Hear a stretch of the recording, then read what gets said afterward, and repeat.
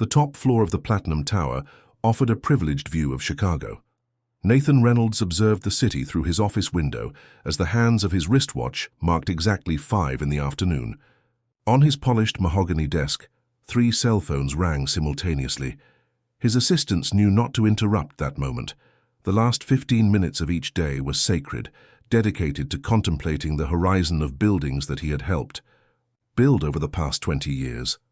At 43, Nathan had transformed the construction company he'd inherited from his father into a real estate empire. His signature was on high-end buildings scattered throughout major American cities. He dressed impeccably with custom-made suits and was rarely seen without his Italian leather briefcase. Success was visible in every detail of his meticulously planned life. That Friday, however, something was different. A telephone call received the night before still echoed in his mind, disturbing the perfect harmony of his routine. "Nathan, it's Emily." The hesitant voice of his ex-wife surprised him after almost 2 years without direct contact. "I know you're busy, but Lucas has been asking about you. He draws pictures of a man in a suit next to tall buildings." The silence that followed was more eloquent than any word. Nathan felt a tightness in his chest that he hadn't experienced in a long time. "How is he?" His voice came out lower than intended. "Growing fast. He's a special boy, Nathan, different from any child I've ever known." Different. That word had been bothering him ever since. What did Emily mean by different? What did he know, after all, about his own son? He only knew the baby he had left behind when Emily decided she couldn't bear life in the city anymore. "I need fresh air, silence, a real community," she had said, "and so does Lucas." At that time, Nathan was involved in the biggest deal of his career, the construction of a business complex that would change the skyline of Chicago's South Side. When Emily announced she would move to Pine Ridge, a small town in Colorado, he didn't fight. He believed that, like all other challenges in his life, this one would also resolve itself with time. A few months apart, perhaps a year, and she would return. But Emily didn't come back. And as days, weeks, and months passed, Nathan's visits to his son became increasingly rare, until they ceased completely. "Amanda?" Nathan pressed the intercom. "Cancel all my appointments for next week. I'll be traveling." On the other side, his secretary couldn't hide her surprise. In 15 years working together, Nathan had never cancelled a whole week of commitments. "All of them, sir." "Including Tuesday's meeting with the Chinese investors?" "All of them, Amanda, without exception. I'll be in Colorado for an indefinite period." As he hung up the intercom, Nathan felt a mixture of anxiety and liberation. Something inside him had awakened with that simple phone call, a need that neither his skyscrapers nor his bank accounts could satisfy. The next morning, even before the sun had fully risen, Nathan was already on the road. He chose to drive his own car instead of using the company's private jet. He needed those hours alone, watching the landscape gradually change from urban gray to the green of the Colorado mountains. As he moved away from Chicago, he felt as if layers of an invisible armor were detaching. His phone rang several times. His partner, investors, his secretary with urgent matters. He let the calls go to voicemail. For the first time in years, he allowed himself to exist outside the role of successful businessman. The journey lasted more than 6 hours. When he finally spotted the sign indicating the entrance to Pine Ridge, the sun was already high in the sky. The small town, perched high in the mountains, seemed to come from another time. Stone buildings, narrow streets, people walking unhurriedly. An absolute contrast to the reality Nathan lived. Following the directions Emily had sent by message, he drove to an area further from the center. Her house was located near a small waterfall, surrounded by a lush garden where sunflowers stood out like golden sentinels. It was a simple 2-story construction with earthy toned walls and large windows. When he parked, Nathan remained in the car for a few minutes, observing. There were toys scattered across the lawn, a small red tricycle, colorful balls, a rocking horse. Evidence of the life that had continued without him. He finally found the courage to get out. He instinctively adjusted his tie, then realized he was out of place in his dark suit in that environment. Too late to change. He had already been noticed. The house door opened, and Emily appeared. She was different. Her brown hair, once always impeccably styled, now fell loose over her shoulders. She wore a long printed skirt and a simple blouse. On her feet, handcrafted sandals that Nathan would never have imagined seeing her wear in the days when they lived together in Chicago. But what impressed him most was her gaze. Serene, firm, as if she had found something that he was still looking for. "You really came." It wasn't a question, just a statement, pronounced with a calm voice. "I needed to see you both." Nathan felt strangely vulnerable before this woman he once knew so well. "How's Lucas?" A half smile appeared on Emily's face. "He's at Mrs. Jenkins' house, our neighbor. I went to tell him you'd arrived today, but he already knew." "What do you mean he already knew?" Nathan frowned. "Come in. There's a lot we need to talk about before you see him." The living room was cozy, decorated with rustic furniture and colorful cushions. On the walls, various framed photographs showed Lucas at different moments, playing in the dirt, contemplating the sky, hugging a dog. In none of them was there any sign of Nathan. "Would you like some tea?" offered Emily. "Or do you prefer coffee? Still drink that strong espresso?" "Coffee, please." Nathan continued absorbing the details of this house he had never visited. "Emily, what did you mean by he already knew?" She served the coffee in a handcrafted ceramic cup and sat in the armchair across from him. For a few moments, she just observed him as if assessing where to begin. "Lucas isn't like other children, Nathan. She hesitated, carefully choosing her words. "He perceives things that most people can't see, feels what others feel, even when they try to hide it." Nathan raised his eyebrows, skeptical. "Are you saying our son is what? Some kind of—" "I'm not labeling. I'm just stating what I see every day." Emily interrupted him firmly. "Yesterday afternoon, long before I mentioned your visit, he said, 'Dad's coming, right? He's afraid to see me.' How do you explain that?" A shiver ran down Nathan's spine. Fear was exactly what he felt, though he wouldn't admit it even to himself. Before he could respond, they heard footsteps in the garden. Through the window, Nathan saw an elderly woman with white hair approaching the house, leading a small boy by the hand. "They're here," said Emily, standing up. "Remember, he might seem shy at first, but he sees more than you imagine." The door opened, and Nathan felt his heart accelerate. There, standing in the doorway, was Lucas, the son he hadn't seen in almost 2 years, a 4-year-old child with dark hair and intensely black eyes, who observed him with a curiosity that seemed to surpass the understanding of a child that age. Time seemed to freeze in that instant.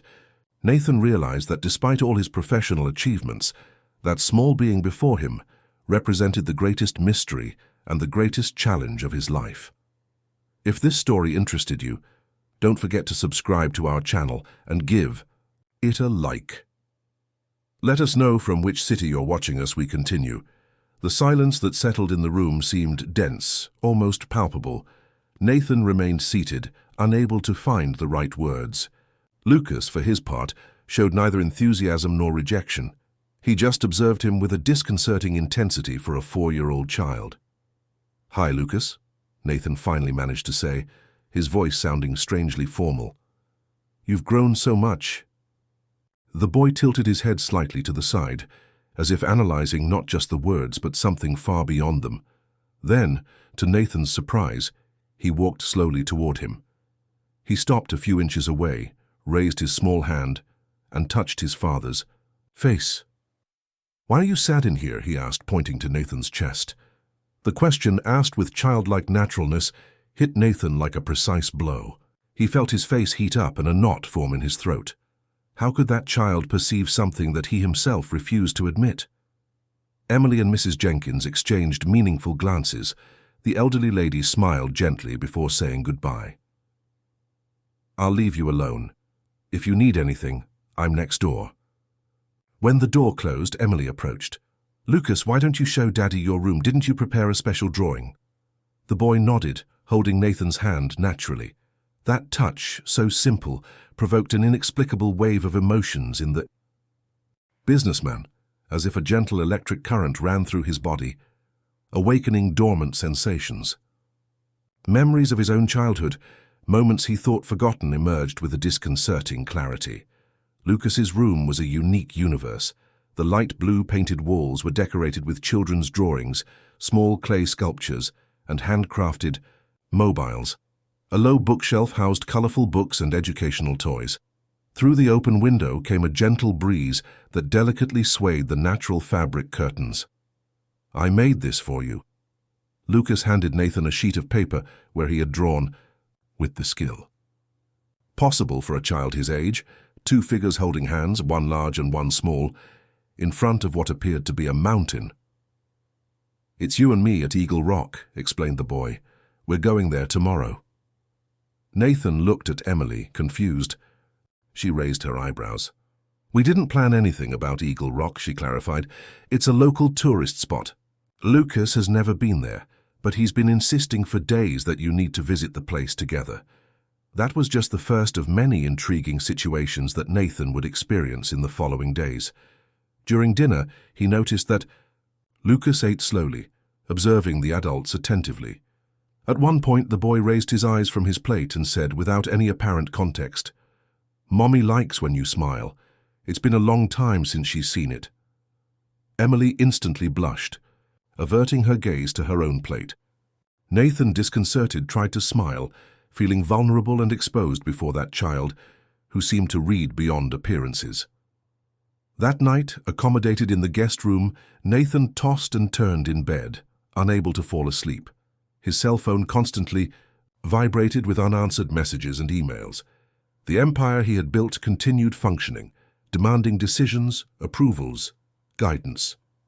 But for the first time it seemed distant, almost irrelevant compared to the mystery his son represented. Around midnight, he heard light footsteps in the hallway. The door opened silently, and Lucas entered, hugging a well-worn teddy bear. "I can't sleep," said the boy, rubbing his sleepy eyes. "There's too much noise in your head." Nathan sat up in bed, intrigued by that statement. "Noise in my head?" Lucas nodded seriously. Many voices talking at the same time, lots of work, lots of numbers. He climbed onto the bed and sat next to his father. "Can I stay here for a while? I'll help make it quiet." Without waiting for an answer, the boy leaned against the pillow and closed his eyes. Nathan, confused but strangely comforted, lay down too.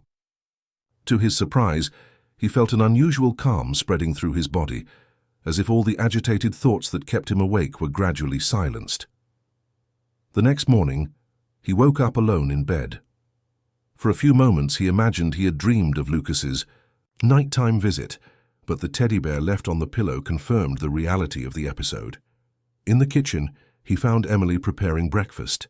Lucas was playing in the yard, chasing a butterfly among the flower beds. "He slept here," commented Nathan, accepting the cup Emily offered him. "I figured. He does that sometimes." She observed her son through the window. "Says some people have storms inside them and that he can calm them." Nathan frowned. "Emily, what exactly is happening with him?" "This isn't normal." "Normal." She smiled, but there was tension in her eyes. "What is normal, Nathan? We have very limited definitions for that. Lucas has always been this way since he was a baby. Remember how he cried when we visited your parents? How agitated he got during your business meetings? It wasn't tantrums or fussiness. He was feeling everything." "Feeling what?" "The emotions, your father's stress, your mother's anxiety, the pressure of your negotiations." Emily paused, as if carefully choosing her next words. "When we moved here, he could finally breathe. We found people who accept him, who understand him. Mrs. Jenkins was the first to realize what was happening." Nathan could barely process that. Information. He was a rational man, accustomed to concrete facts, numbers, financial projections. The idea that his son could perceive others' emotions seemed absurd, typical of the mystical beliefs he had always rejected. "Are you telling me our son is some kind of empath, a mind reader?" His tone revealed incredulity. I'm not labeling, Nathan, just observing. Emily maintained her calm, accustomed to that reaction. And it's not mind-reading. It's more like extreme sensitivity. He doesn't know what you're thinking, but he feels what you're feeling, even when you try to hide it. At that moment, Lucas came running in, his hands dirty with soil and a luminous smile on his face. I found a huge worm. Come see, Daddy. The childish enthusiasm was so genuine, so normal, that for an instant, Nathan forgot the disturbing conversation. He allowed himself to be led to the garden, where his son proudly showed him the worm wriggling in the moist soil. It's happy here, explained Lucas with conviction. It likes the smell of the flowers. After breakfast, as the drawing had anticipated, they went to visit the famous Eagle Rock, an imposing rock formation from where one could see the entire town. Lucas insisted on bringing his sketchbook and a small watercolor kit he had received from Mrs. Jenkins. The path there was steep, and Nathan, accustomed only to the treadmill at his building's gym, soon felt tired. Lucas, on the contrary, climbed with agility, occasionally stopping to observe a plant, an insect, or a particular rock formation. At the top, the view was breathtaking. The valley stretched below them, dotted with colorful houses, small plantations, and patches of native vegetation.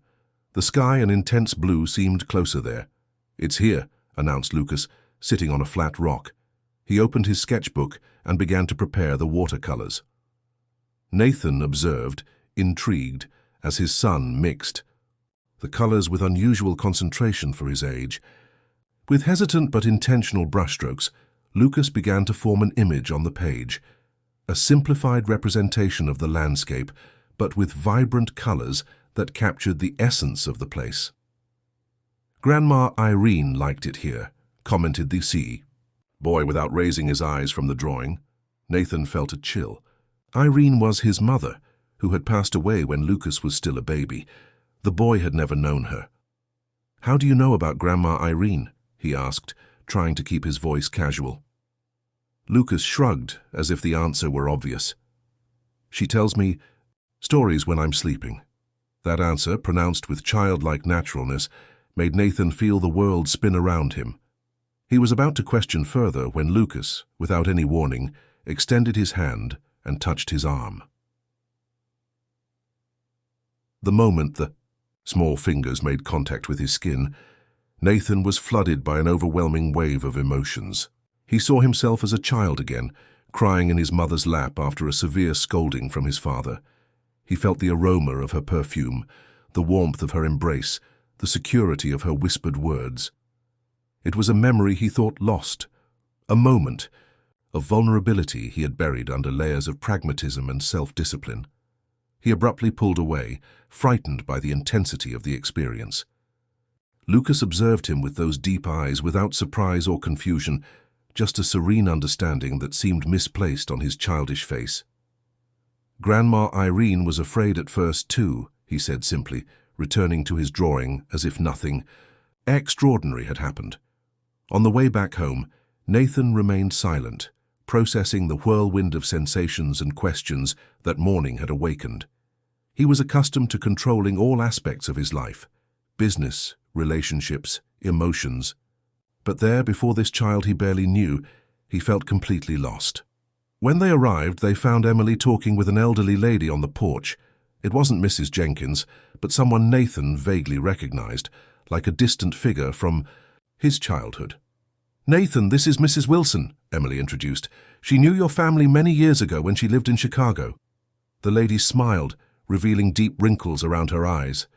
"You've grown so much, my child. The last time I saw you, you were just a boy. You have your grandmother's eyes." "My grandmother," Nathan repeated, feeling a strange uneasiness. "Irene," confirmed Mrs. Wilson, "and from what Emily has told me, your little Lucas has inherited much more from her than just the eyes." Mrs. Wilson settled into the living room armchair, her wrinkled hands resting on a worn leather case she carried in her lap. Lucas, sitting on the carpet near her, played distractedly with wooden blocks, but Nathan noticed that his son was paying attention to every word, even when he seemed busy with another activity. "Irene wasn't crazy," declared the lady, her clear eyes fixed on Nathan. "She never was. But it was easier for the family to say she had problems than to accept what was really happening. Nathan frowned, recalling the few comments he had heard about his grandmother throughout his life. They were always whispered, laden with shame or discomfort. She was committed to a clinic for years. My father rarely talked about it. Your father, Arthur, suffered more than anyone. Mrs. Wilson sighed. He was just a teenager when they decided to send her away. The medicine of the time didn't understand people like Irene. They called it hysteria, then emotional disorder, looked for explanations in traumas or brain dysfunctions. They never found any, of course. Emily, who was serving tea for everyone, intervened. Mrs. Wilson was a nurse at the clinic where your grandmother was committed. That's how they met. The elderly woman nodded, her fingers lightly drumming on the case. I worked there for over 30 years. I saw many cases, Nathan. People who were truly ill who needed care. Irene wasn't one of them. She had a gift, the same one I see in your son. Lucas raised his eyes from the blocks at that moment, smiling at the lady as if they shared a secret. That silent connection sent a shiver down Nathan's spine. What gift would that be exactly? He asked, striving to maintain skepticism in his voice, although the experiences of the last few days had begun to shake his certainties. Extreme empathic sensitivity. Mrs. Wilson pronounced the words naturally, as if describing any physical characteristic. The ability to feel, really feel, others' emotions. Not just perceive them, but absorb them, process them. Irene could tune in to people's emotional state just by being near them. With touch, the connection intensified. Nathan glanced at Lucas, remembering the strange sensation he had felt when his son touched his arm at Eagle Rock. That childhood memory that had emerged so vividly. That's scientifically impossible, he argued, more out of habit than conviction. Mrs. Wilson smiled patiently. 50 years ago, many things we accept today were also considered impossible. Science evolves, Nathan. There are recent studies on mirror neurons, on electromagnetic fields generated by the human heart, on the chemistry of emotions. We're just beginning to understand how complex we are. I've been researching a lot about this, added Emily. I found scientific articles that mention similar cases. They're rare, but they exist. People with such amplified sensitivity that they can capture others' emotional states as if they were their own. Lucas had silently approached and was now beside Mrs. Wilson. Naturally, he touched the elderly woman's hand, who smiled in response. He wants to see what I brought, she translated, opening the case. From inside, she removed a package wrapped in faded silk fabric. As she unwrapped it, she revealed a collection of old notebooks, yellowed photographs, and carefully folded letters. When Irene passed away, I was there, explained Mrs. Wilson. She gave me this, asking me to keep it until it was needed. For years I kept these belongings with me, not knowing exactly when the right moment to reveal them would be. When Emily contacted me, telling me about Lucas, I knew the time had come. Nathan picked up one of the photographs. In it, a young and beautiful woman smiled with dark hair tied in an elegant bun. Her eyes, intense and penetrating, were uncannily similar to Lucas's. This is Irene before the commitment, confirmed Mrs. Wilson. She was only 23 when the family sent her to the clinic. She was a teacher, much beloved by her students. They said she always knew when a child was sad or frightened, even when they tried to hide it. Another photograph showed Irene a few years later, visibly older, sitting on a garden bench. Her gaze had lost some of its sparkle, but still conveyed a peculiar serenity. The notebooks are the most important, continued the elderly woman. Irene wrote daily. She documented her experiences, her perceptions, the discoveries she made, about her own gift. In her last years, she began to have what she called visions of the future, not exact premonitions, but impressions about something that was to come. Carefully, Nathan opened one of the notebooks. The elegant handwriting covered page after page, interspersed with detailed drawings and notes in the margins. He began to read a random excerpt. Today, I felt that presence again. The child, who is not yet born, but whose spirit already communicates with me. It will be of my blood, but much more powerful than I ever was.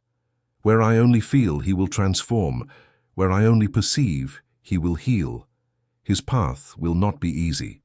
He will need guides who understand his nature without fearing or exploiting. Nathan looked up, feeling a chill. The date at the top of the page indicated that those words had been written almost 20 years before Lucas's birth. She wrote about him, he murmured, incredulous. Mrs. Wilson nodded. In the last years of her life, Irene constantly talked about a special child who would come. She said it would be part of her lineage, but not necessarily her direct grandchild. The doctors interpreted it as delusions, the result of treatments and medications. I knew it was more than that. Lucas, who had been observing attentively, approached and touched the open notebook in Nathan's hands. "She talks to me when I'm sleeping," repeated the boy, with the same naturalness as before. "Teaches me things." Emily intervened gently. He started mentioning Irene about a year ago. He described details about her that he had no way of knowing. The perfume she used, a specific song she used to sing. At first, I thought they were just childish fantasies, until he started demonstrating the same gift, completed Mrs. Wilson. Children like Lucas are especially receptive in their early years. They haven't yet developed the filters and barriers that we, adults, build. They feel everything intensely. Nathan leafed through the notebooks, finding passages that described experiences similar to those he had observed in his son. The ability to calm agitated people, to know when someone was lying or hiding feelings, to absorb others' emotions as if they were his own. "Why did my father never tell me about this?" he asked, more to himself than to those present. "Arthur suffered greatly from being separated from his mother," explained Mrs. Wilson. "He was a sensitive boy, perhaps also had a bit of the gift, though less intense. When he grew up, he chose the opposite path. He became pragmatic, rational, denying any trace of sensitivity that might associate him with Irene. He built an emotional armor that, eventually, he passed on to his son." Those words hit Nathan like a blow. He recognized the pattern, the same armor he had built over the years, the same emotional distance he applied to business, relationships, life, the same barrier that had separated him from Emily and later from Lucas. "She also had difficulties," continued Mrs. Wilson, indicating the notebooks. "Absorbing others' emotions isn't always a blessing. It can be overwhelming, confusing, especially for a child who is still forming their own identity. Lucas needs to learn to control this gift, to distinguish what is his and what he's picking up from others." At that moment, the boy approached Nathan and, without any warning, touched his face with both hands. The contact again provoked that overwhelming sensation, as if a floodgate opened, releasing emotions he had kept dammed up for years. He felt unexpected tears fill his eyes. "It's okay, Daddy," said Lucas seriously. "Grandma Irene said you would cry today. It's important." The simplicity of that statement, coming from such a small child, broke something inside Nathan. He hugged his son, allowing himself, perhaps for the first time in his adult life, to fully experience the vulnerability he had always tried to hide. When he finally composed himself, he realized that Emily and Mrs. Wilson had discreetly moved away, leaving father and son alone. Lucas remained in his arms, transmitting a calm that seemed impossible for someone his age. "How do you do this?" asked Nathan, wiping his eyes. Lucas shrugged. "I don't know. I just feel, and then it gets better." Later, when Lucas was already asleep, Nathan spent hours examining the contents of the case. There were more notebooks, letters never sent to his father, photographs he had never seen. In a yellowed envelope, he found a letter addressed to him, written in the same elegant handwriting as the notebooks. "My dear grandson, when this letter reaches your hands, I will have been gone for a long time. You didn't truly know me, but you carry in your blood the same gift that was my blessing and my burden. Perhaps you have suppressed it, as your father did. Perhaps you have found ways to ignore it. But it will resurface, stronger, in the next generation. When that happens, do not fear. Do not repeat the mistakes of our family. What some call madness, others call a gift. What some fear, others revere. The special child will need you, not your money or status, but your understanding, your acceptance, your strength. Open your heart, Nathan, it's the only way. The letter was dated the day of his birth decades ago. Irene had written it for a newborn grandson, predicting a future that now materialized before his eyes. The next morning, Nathan woke with a clarity he hadn't felt in years. The revelations of the previous day, although challenging everything he had always believed, also brought a strange sense of liberation. He finally understood the missing piece in the puzzle of his life, the inexplicable void that no professional success had managed to fill. He found Emily in the garden watering the sunflowers while Lucas fed the birds in a handcrafted feeder. "I need your help," he said without preamble. "I want to better understand what's happening with Lucas. I want to learn how to deal with this." Emily smiled, a genuine smile he hadn't seen in a long time. "We have a lot to talk about then, but first, you need to meet the other children." "Other children?" Nathan raised his eyebrows, surprised. "Lucas isn't the only one," she replied, looking lovingly at their son. "There are others in town with similar gifts, not as intense as his, but notable. That's why I chose Pine Ridge. This place has something special, Nathan, something that welcomes people like our son." If this story interested you, don't forget to subscribe to our channel and give it a like. Let us know from which city you're watching us. We continue. Pine Ridge Elementary School was just a few minutes' walk from Emily's house. It was a simple building with colorful walls and a small tree-lined courtyard where children played during recess. That morning, Nathan accompanied Emily and Lucas there, feeling strangely out of place in his casual clothes, jeans and a simple shirt he had bought at the town's only clothing store, after realizing his executive wardrobe made no sense in that environment. "Most of the special children study here," explained Emily as they walked. "The principal, Connie, is very receptive. She created a welcoming environment where these characteristics are respected, not repressed." Lucas walked a bit ahead, occasionally stopping to examine a flower or greet a passing dog. Nathan observed his son with growing fascination, the way he interacted with the world around him, attentive to details most people would ignore. "How did you discover this place?" he asked Emily. "It doesn't seem like a random choice." She smiled, adjusting the strap of her bag on her shoulder. "It wasn't random. After we separated, I spent months researching. Lucas was only 2 but already showing clear signs of his sensitivity. The doctors in Chicago suggested attention deficit, sensory hypersensitivity, even autism spectrum. No diagnosis seemed to fit completely." She paused, recalling that difficult period. "Then, I found an article about intuitive children. It mentioned communities in America where these characteristics were more accepted, even valued. Pine Ridge was among the places cited. And you just moved? Abandoned everything?" There was more curiosity than judgment in Nathan's voice. "It wasn't an easy decision," admitted Emily. "I had my career, my family in Chicago, but I saw how Lucas suffered in the big city, the crying fits without apparent reason, the exhaustion after crowded places, the way he seemed to absorb the stress around us. It was as if he were constantly being bombarded by stimuli he couldn't process." Lucas turned at that moment, as if he had heard something important in the conversation, and smiled at his parents. That smile lit up his face in a way that made Nathan think about how much he had missed in recent years. When they arrived at the school, they were greeted by a middle-aged woman, graying hair tied in a simple bun and lively eyes behind colorful framed glasses. "You must be Lucas's famous father," she exclaimed, extending her hand. "I'm Connie, principal and occasionally literature teacher. We've heard a lot about you."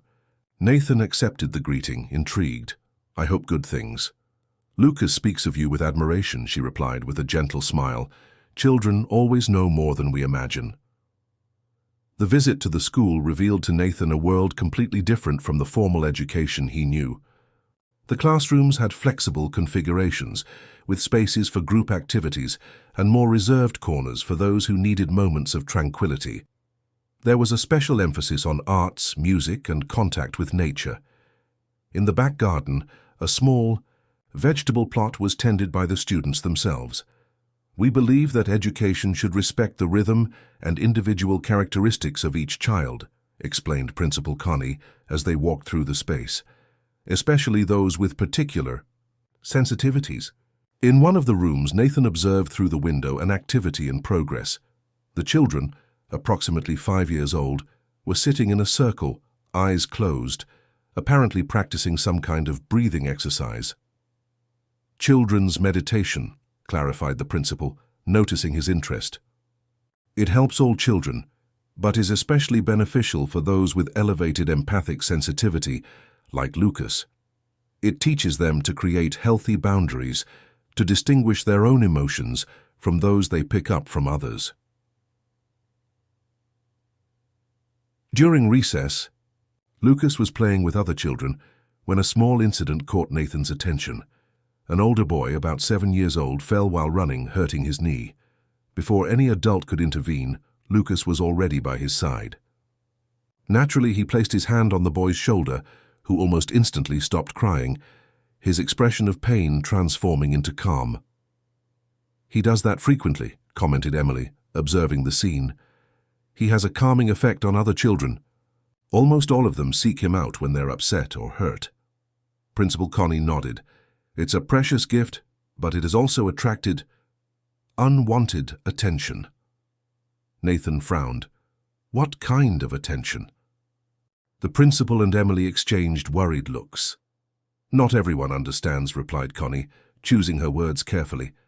"Some families, more traditional or religious, have begun to question the school's methods. There have been rumors, conversations about different children, about inappropriate practices. Last week I received a letter," added Emily, her voice tense, "signed by some parents, suggesting that Lucas should receive appropriate guidance outside the school, basically asking for him to be removed." That information provoked an immediate indignation in Nathan. His executive mind, accustomed to solving complex problems, began to develop strategies, from legal actions to the possibility of creating a private school. He took a deep breath, containing the impulse. "What have you been doing about it?" he asked, keeping his voice controlled. "Dialogue." "Mainly," answered Connie. "We organize meetings with parents, invite specialists to talk about children with high sensory and emotional abilities.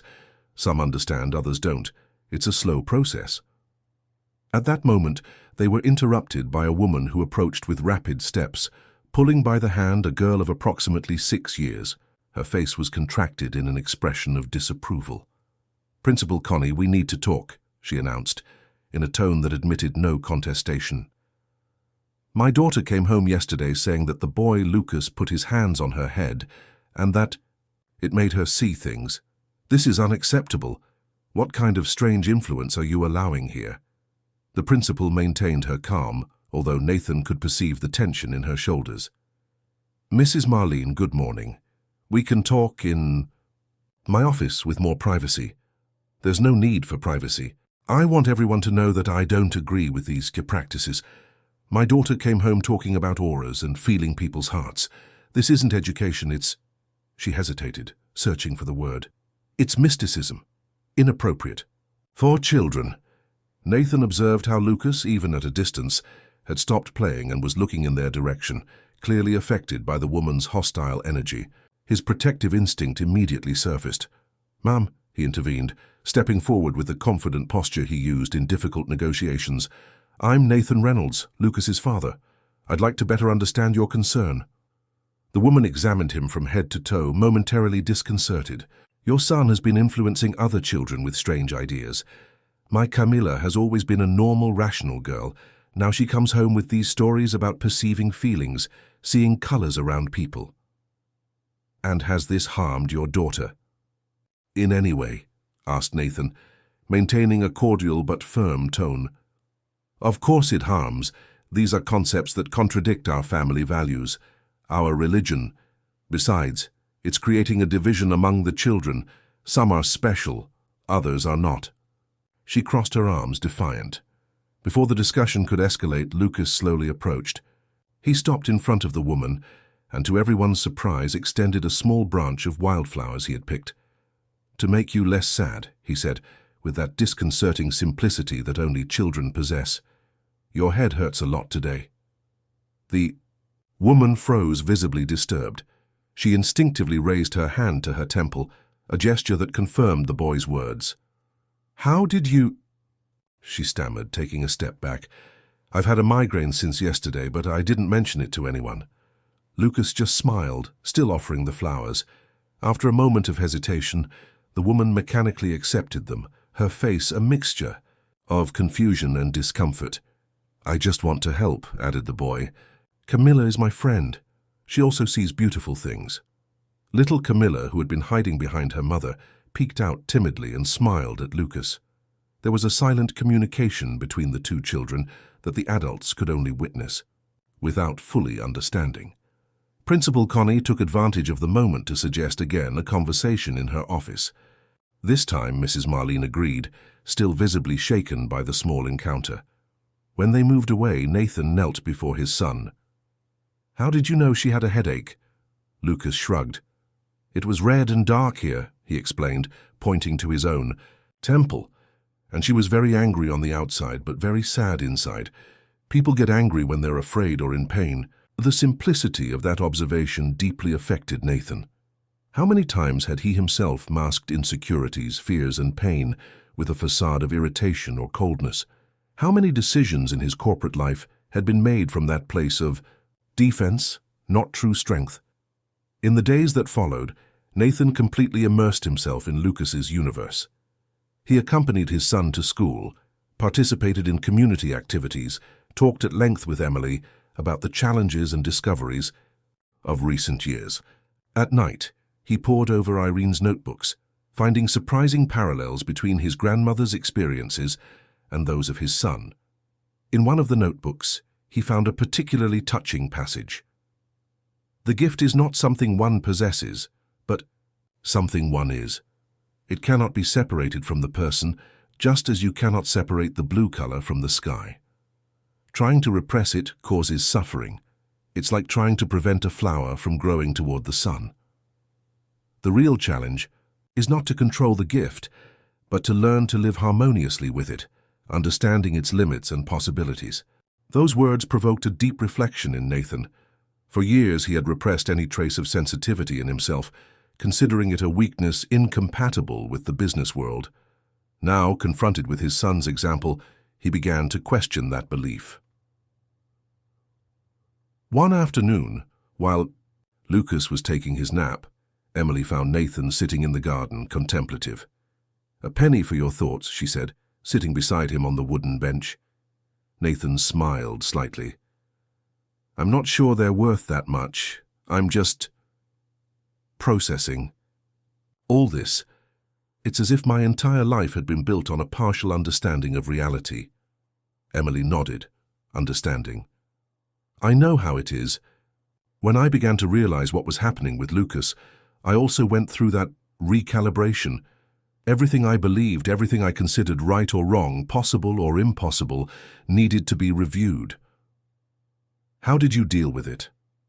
"One day at a time," she replied with a serene smile. "Observing, learning, adapting. Lucas was my guide in a way. Children have a wisdom that we, adults, often forget." They remained silent for a few moments, just observing the butterflies dancing among the flowers. It was a type of peace that Nathan rarely experienced in his busy life in the city. "I received a call from Paul," he commented, referring to his partner in the construction company. "They need me to close the deal with the Chinese investors." Emily observed him attentively but said nothing. "Before, I wouldn't have thought twice," continued Nathan. "I would have returned immediately. Now, I don't know. I feel there's something more important happening here." "And what would that something more important be?" she asked with genuine interest. Nathan reflected for a moment. "Getting to know my son, really knowing him, understanding this gift he carries and how I can help him, reconciling with a part of my family history I've always avoided." He paused. "Maybe even rediscovering parts of myself I left behind a long time ago." At that moment, they heard a scream coming from the house. They immediately stood up and ran inside. They found Lucas sitting on the bed, his face pale and eyes wide. "What happened, son?" Emily asked, hugging him.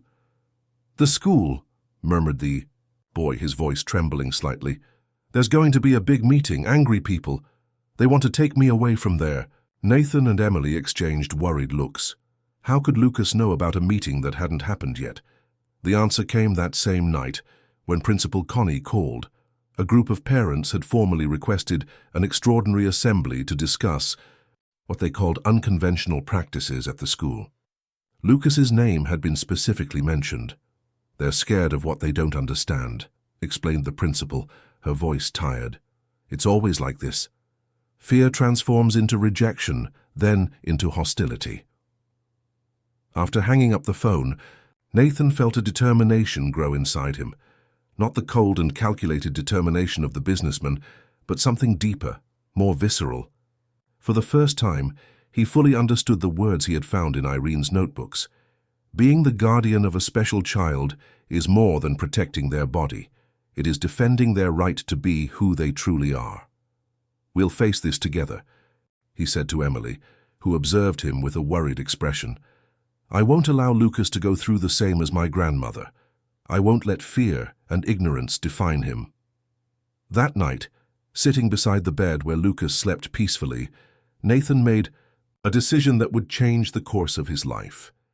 The empire he had built, the commitments and status he had valued so much, all of this suddenly seemed less important in the face of the mission now before him, to be the father his son needed. The town hall of Pine Ridge was packed that night. Rows of plastic chairs accommodated about 50 people, an impressive number for a small town. In front, a long table housed Principal Connie, the Municipal Education Secretary, and the President of the Parent-Teacher Association. Nathan, Emily, and Mrs. Wilson sat in the first row, while Lucas had remained at home under Mrs. Jenkins's care. The tension was palpable. On one side, parents concerned about what they considered strange practices at the school. On the other, families of children like Lucas, advocates for a more inclusive education attentive to different sensitivities. At the center of this polarization, a 4-year-old boy whose only desire was to help people. "I thank everyone for their presence," began Principal Connie, adjusting the microphone. This meeting was requested to openly discuss issues related to our pedagogical approach, especially regarding students with differentiated sensitive abilities. A woman immediately stood up without waiting to be called. It was Marlene, the same one who had confronted Nathan days before at the school. "Let's call things by their correct name," she interrupted, her voice laden with indignation. "We're talking about mystical practices being introduced to our children. Meditation, visualization, perception of energies. This exceeds the limit of what should be taught in a public school." Murmurs of approval and disagreement ran through the hall. The education secretary, a middle-aged man with a tired expression, tried to appease the mood. "Mrs. Marlene, everyone will have the opportunity to speak. Please, let's maintain order and respect." Other people spoke up, some supporting the school's practices, others expressing fears. The discussion oscillated between pedagogical arguments, religious concerns, and even legal questions about the school curriculum. Nathan observed everything attentively, analyzing the dynamics as he would in a complex business meeting. He perceived that behind the declared resistance, there was mainly fear of the unknown, of difference, the same forces that had led his grandmother to be committed decades before. When it finally came his turn to speak, he stood up with the confident posture he used in corporate presentations, but his speech was surprisingly personal. "Good evening, everyone. My name is Nathan Reynolds. I'm Lucas's father." He paused briefly, observing the faces before him. "Until a few days ago, I would probably have been on the side of those questioning what's happening here. I am, or was, an extremely pragmatic, skeptical man formed by the logic of numbers and results." "So this is a business for you?" interrupted someone from the back. "You came to transform our children into guinea pigs for some project?" Nathan smiled slightly. "On the contrary, I came to learn from them, especially from my son, who is teaching me more about humanity in a week than I learned in 2 decades of corporate career." He then related with sincerity his discoveries about Irene, about the gift that seemed to cross generations in his family. He explained how this gift wasn't something supernatural or mystical, but an elevated sensitivity that science was beginning to recognize and study. "We're not talking about superpowers or paranormal phenomena," he clarified. "We're talking about children whose capacity to perceive and process emotions is extraordinarily developed. Children who feel deeply, who capture emotional nuances that most of us ignore." A man with a severe appearance stood up. "All this sounds very nice, Mr. Reynolds, but the fact is that your son has been influencing other children.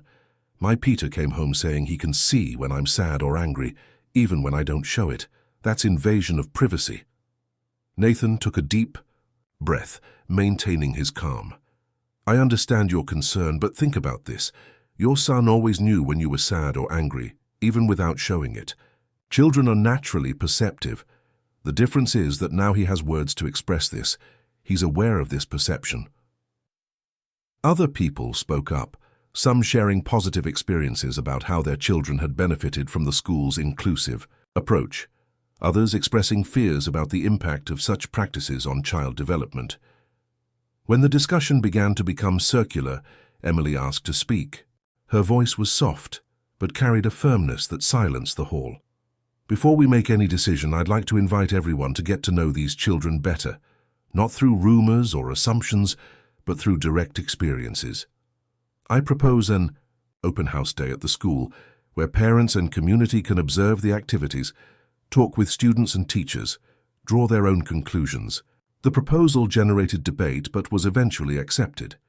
The assembly determined that, after this day of observation, a new meeting would be held for final decisions.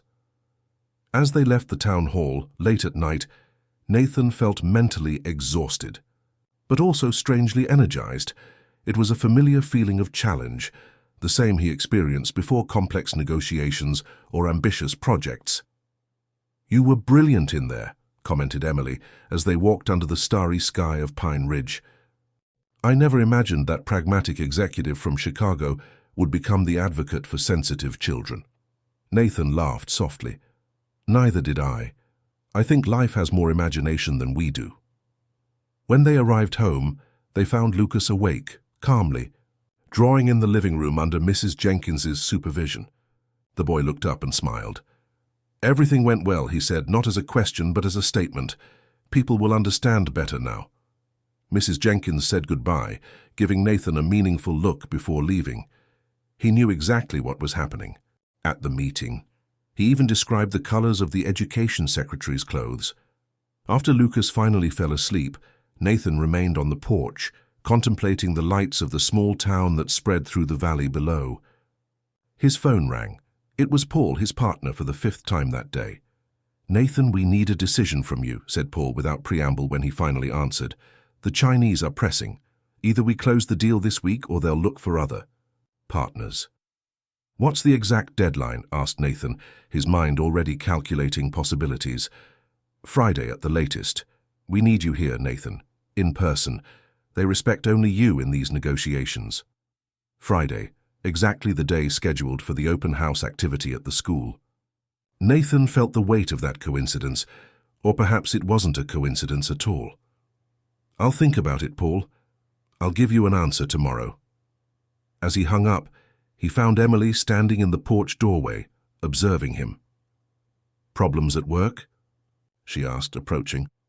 "The biggest deal in the company's history," replied Nathan with a sigh. "Hundreds of millions at stake. And I need to be in Chicago exactly on the day of the school activity." Emily said nothing, just sat beside him. There was no judgment in her gaze, just understanding of the complexity of that choice. "What would you do in my place?" asked Nathan after a long silence. "I can't answer that for you," said Emily softly, "but I know the man you were, and I'm getting to know the man you're becoming. Both have value. The question is, which one makes you feel more complete?" That question echoed in Nathan's mind all night. The next morning, when he came down for breakfast, he found Lucas sitting at the kitchen table, concentrating on his drawing. "What? How you doing, son?" he asked, sitting beside him. Lucas pushed the drawing toward him. It was a simple representation of two roads that forked. On one path, there were skyscrapers and what appeared to be a man in a suit. On the other, a house, trees, and several people holding hands. "You can choose," said the boy with that disconcerting wisdom. "Both paths are yours." Nathan felt a lump in his throat. How to explain to a 4-year-old child the complexity of that decision, the empire he had built, the responsibilities he had assumed, the financial commitments involved? "It's not that simple, Lucas," he began, trying to find adequate words. "Sometimes adults need to do things they don't want because you're afraid," completed Lucas naturally, "afraid of losing important things. But you won't lose them, Grandma Irene told me." Before Nathan could question that surprising statement, they heard knocks on the door. It was Principal Connie, accompanied by a woman Nathan didn't know.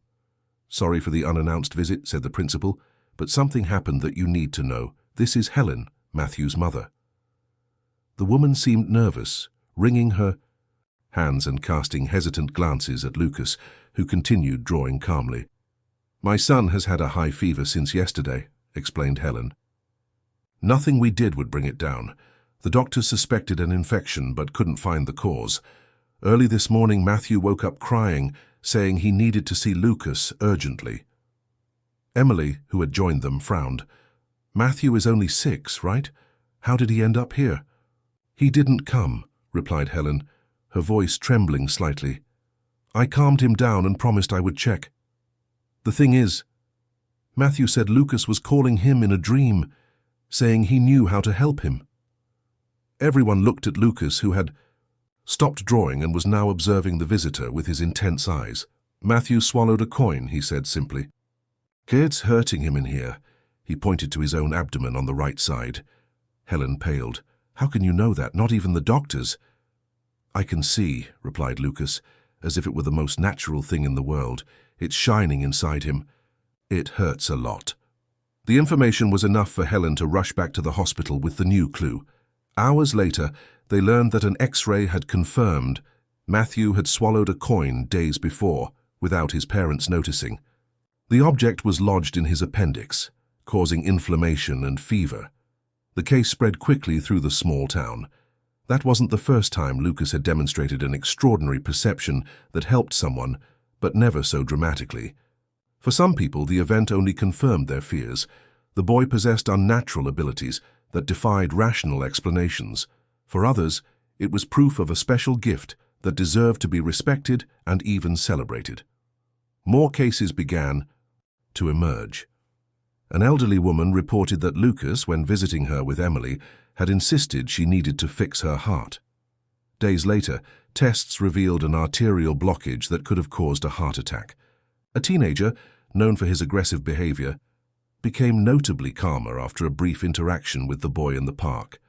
A teacher, who was planning to abandon the profession due to burnout, found new motivation after Lucas gave her a drawing, saying, "The children need your light."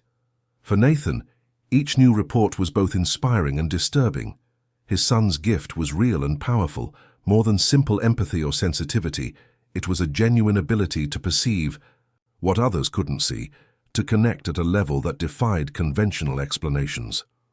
On the day before the open house, Nathan still hadn't communicated his decision to Paul.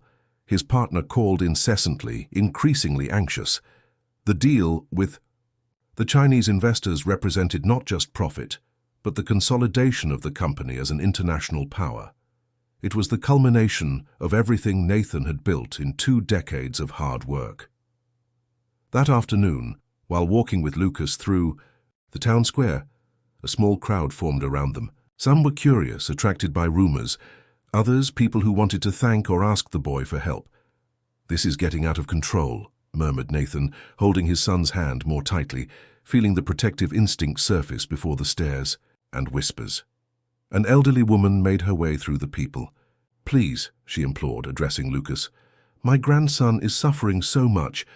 The doctors say it's depression, but the medicines don't help. Could you—" Nathan intervened, placing himself between the lady and his son. "Please, Mom.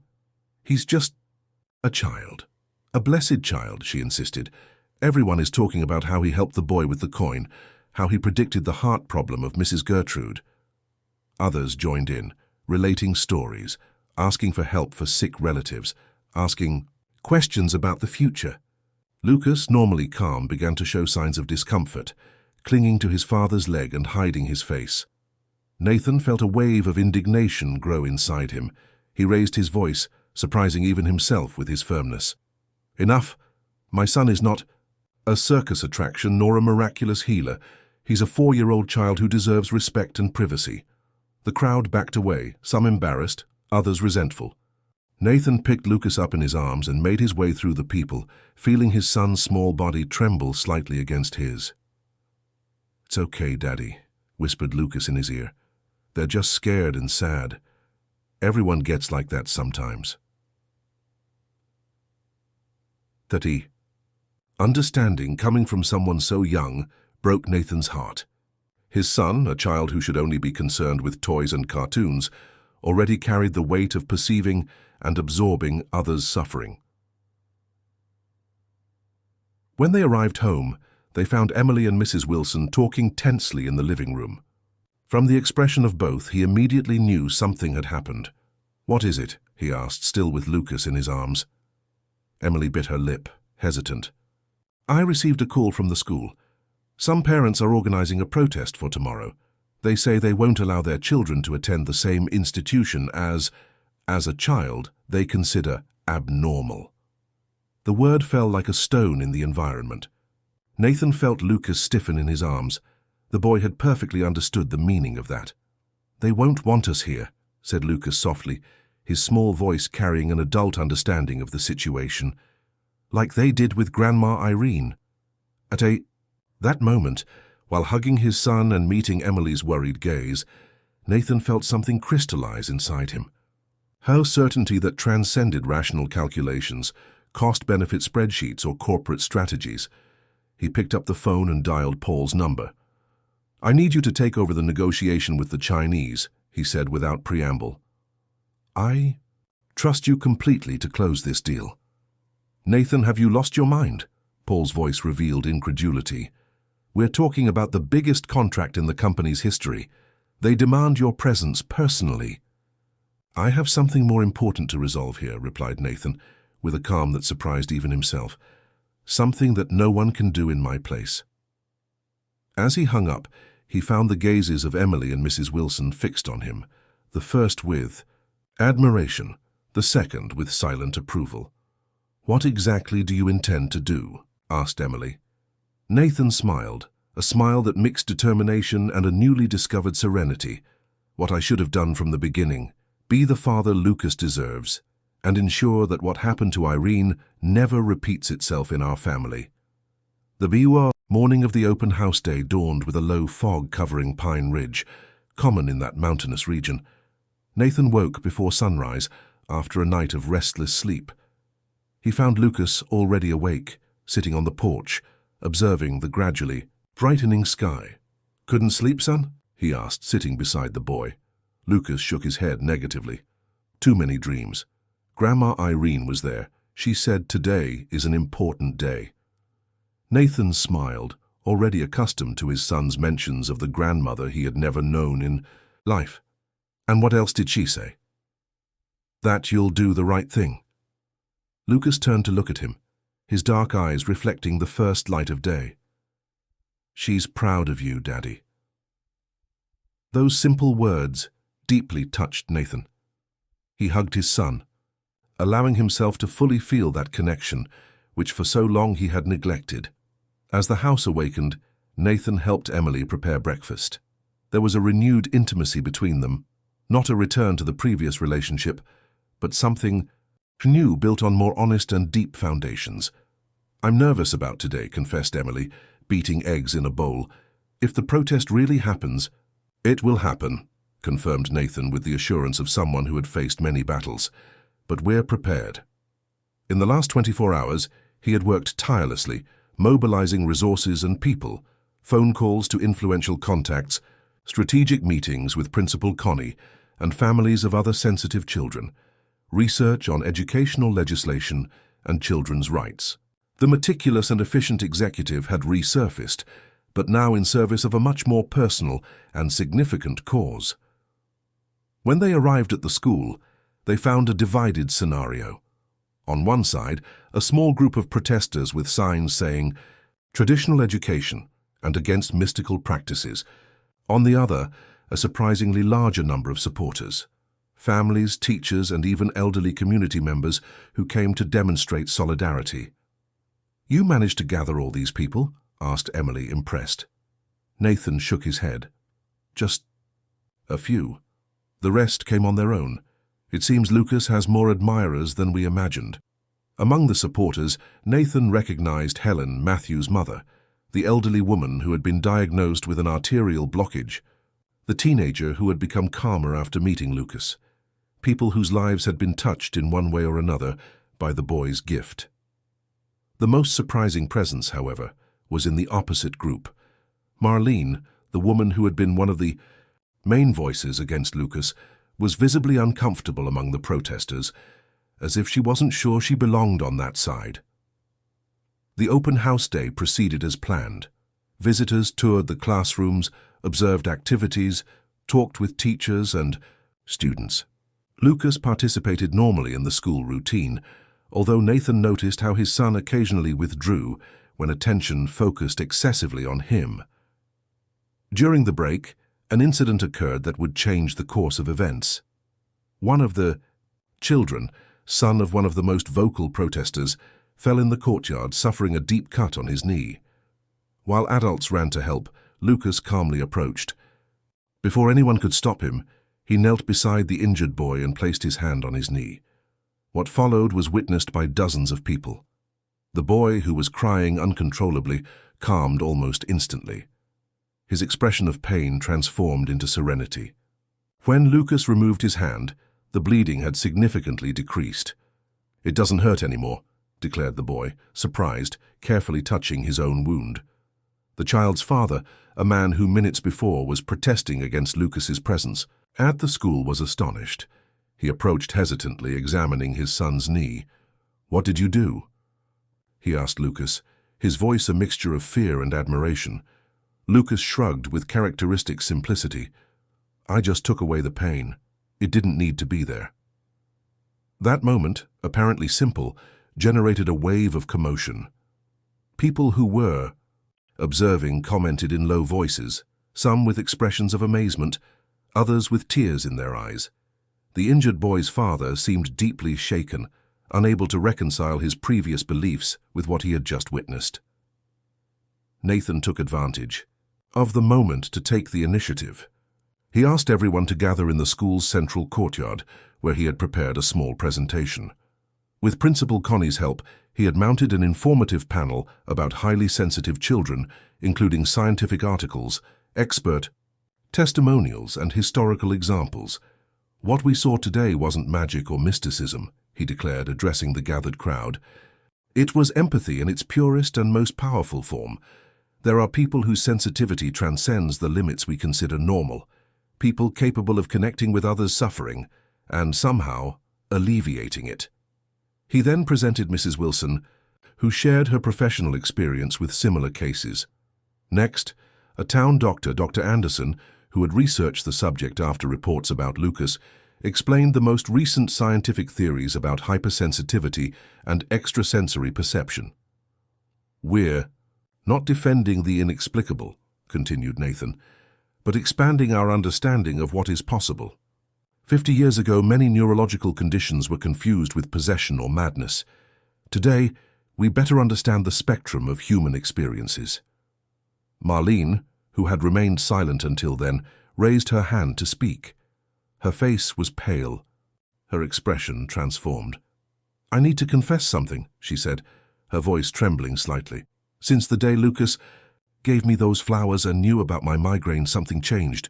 My daughter Camilla started showing similar abilities." A murmur ran through the crowd. Marlene continued, visibly emotional. "At first I was terrified. I thought it was some kind of negative influence. But then she began to know when I was sad, even when I smiled. She started drawing colors around people. And the day before yesterday," her voice faltered. "The day before yesterday, she woke up in the middle of the night, crying, saying that Grandpa was leaving. Half an hour later, we received the call informing us that my father had suffered a heart attack. She looked directly at Nathan and Emily, tears in her eyes. I was fighting against something my own daughter possesses. Out of fear, out of ignorance. I apologize. That unexpected testimony silenced the last protests.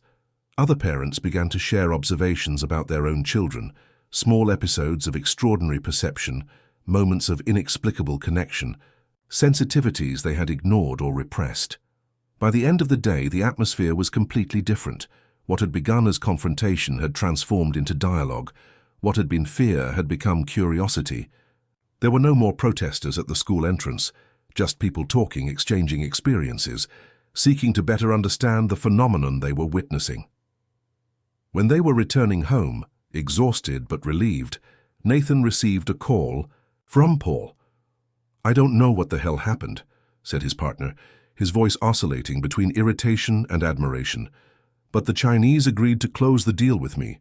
They said any man who puts family above business deserves respect." Nathan laughed, feeling an enormous weight leave his shoulders. "How did they know?" "Apparently they did a thorough research on you. They discovered you were in a small town, resolving important family matters. For them, this demonstrated integrity. Go figure." As he hung up, he shared the news with Emily, who smiled. "Looks like you can have it all after all," she commented. "The empire and the family." Nathan shook his head, thoughtful. "Not exactly. I need to make changes, big changes." In the weeks that followed, a gradual transformation occurred in Pine Ridge. The case of Lucas and later of other children with similar sensitivities attracted the attention of researchers, educators, and even the media. Nathan, using his influence and resources, ensured that this attention was respectful and constructive. He met with experts in neuroscience, child psychology, and alternative education. He funded research on empathic hypersensitivity, established protection protocols for sensitive children, and helped transform Pine Ridge Elementary into a reference center for inclusive education. In parallel, he restructured his professional life. He remained the majority shareholder of the construction company, but delegated daily management to Paul and other trusted executives. He established a satellite office in Pine Ridge, from where he coordinated strategic projects 3 days a week. The other days he dedicated entirely to family and the new purpose he had discovered. One afternoon, 6 months after his arrival in town, Nathan took Lucas again to Eagle Rock. The place had become special for both, a refuge where they shared conversations, silences, and the extraordinary view of the valley below. "Daddy," said Lucas, while drawing in his watercolor sketchbook, "Grandma Irene said you found your path." Nathan smiled, accustomed to the messages his son transmitted. "And what else did she say?" "That now you need to help other people like me. There are many lost children, afraid of what they feel." Those words touched something deep in Nathan. He had already considered this possibility, expanding his work to identify and support other sensitive children, creating a support network for families facing the same challenges. "I think your grandmother is right, as always," he replied, observing the horizon. "There's a lot of work to be done." Lucas nodded, satisfied, and returned to his drawing. Nathan observed his son's strokes, now firmer, more intentional. The boy had grown in recent months, not just physically, but in confidence and understanding of his own gift. In the town, below, Nathan could distinguish the roof of the house he had recently bought.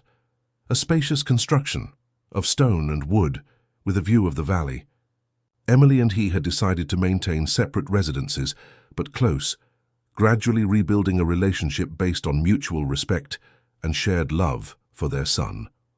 His phone vibrated in his pocket, a message from Mrs. Wilson, informing that the documents for the Irene Reynolds Foundation had finally been approved. The project, conceived by Nathan to support research and educational programs focused on sensitive children, officially became reality. Beside him, Lucas had finished his drawing.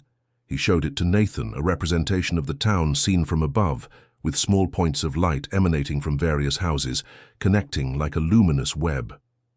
"These are the other children like me," he explained. Some don't know yet what they are, but they'll learn.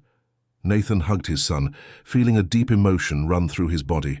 He had arrived in Pine Ridge as a divided man, half-successful executive, half-absent father, carrying the weight of a family legacy he didn't understand. Now, sitting on that rock with Lucas, he finally felt integrated, complete. The sun was beginning to set, tinting the sky with orange and purple hues. Below, the first lights of the town were turning on, like earthly stars reflecting those beginning to appear in the firmament. "It's time to go back," said Nathan, standing up and extending his hand to his son. "We have a lot to do tomorrow." Lucas accepted the offered hand, his eyes shining with a wisdom that transcended his age. "Every day's important now, right, Daddy?" Nathan nodded, perfectly understanding what his son meant. Each day was an opportunity to learn, to grow, to heal. To be the guardian not just of Lucas's gift, but of a legacy that had finally found its purpose. As they descended the trail toward town, Nathan reflected on the extraordinary journey that had brought him there. He had built skyscrapers that reached the sky, closed deals that moved millions, conquered a place among the most successful businessmen in the country. But nothing compared to the sensation of having Lucas's small hand in his, guiding him as much as he was guided. The empire of glass and concrete he had erected in Chicago continued to exist, but now he knew that his true masterpiece was something else, less visible, but infinitely more significant. It was the rebuilt bond with his son, the peace made with his family past, the new path he was helping to pave for children like Lucas. Irene would be proud, he thought. Not just because he had recognized and accepted the gift that ran through generations in his family, but because he had found the courage to follow his heart, even when it meant abandoning all the certainties he had built throughout his life. Envy.